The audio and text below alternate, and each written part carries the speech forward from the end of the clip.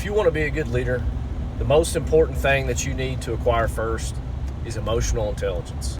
Now, that's not some kind of soft-hearted emotional connection where you got sugar in your tank and you're trying to figure out who you really are.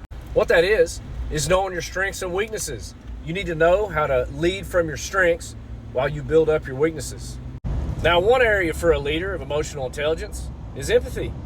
A lot of military guys have a lack of empathy.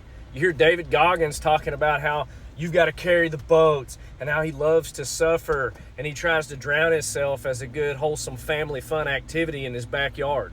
Nobody's trying to self-waterboard in a kiddie pool in their backyard, David. A lot of military personnel have a hard time with empathy. Empathy being a very important attribute as a leader. Now, empathy is not sympathy. It does not mean you need to sympathize with that employee that's called in on the 4th week in a row to make a 3-day weekend.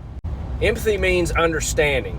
And through understanding, you can produce an avenue in which you can direct that individual, motivate, support, or help lift them up so that they'll show up to work.